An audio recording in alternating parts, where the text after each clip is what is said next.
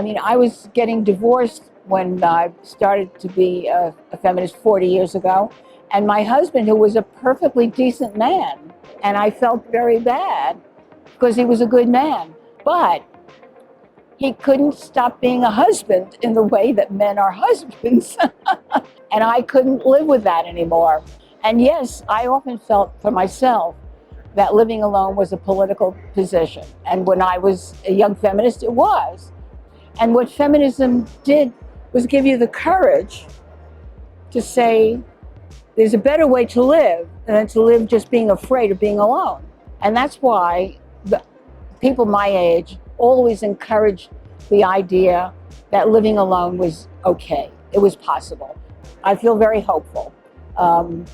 In a certain sense, the Me Too movement, which began in 2017, it came as a big shock to feminists of my generation because we thought a lot more had been accomplished than had.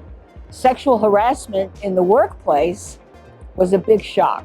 I thought it was over. Many thousands of people resist women's rights unfairly, but Me Too showed that there are thousands of young feminists who really know what they feel and think and what they're all about. And that gives me hope. The uprising of all these young women was thrilling, was wonderful. At the same time, now we see how complicated it is. A lot of men have suffered tremendously. I never dreamed I would see a day when a man would be fired from his job because of sexual harassment. I never imagined I'd see that. So, that's a measure of how much the world has changed. On the other hand, the fact that they are being accused is a measure of how much it has not changed.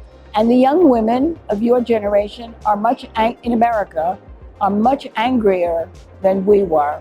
Women are not supposed to be violent, but we knew that if we didn't do it exactly that way, nothing would ever change.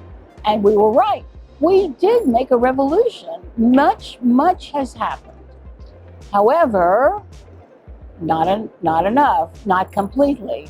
And now the young women today feel the same thing all over again.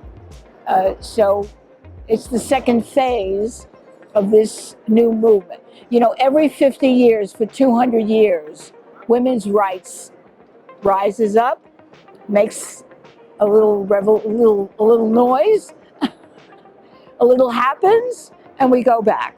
But right now, we still live in a world where men and women use each other, and they see each other as a way to gain power or lose power or get this or get that. It's what you call instrumental. Men and women see each other instrumentally. Men see women for sex, and women see men for power. I'm so welcome here, and so many women have told me how much my work has meant to them. I take that as a wonderful sign of change taking place.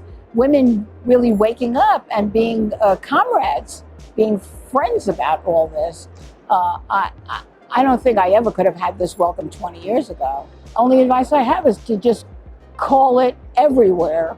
Wherever it exists, wherever you see sexism in your own private daily life, don't let it pass.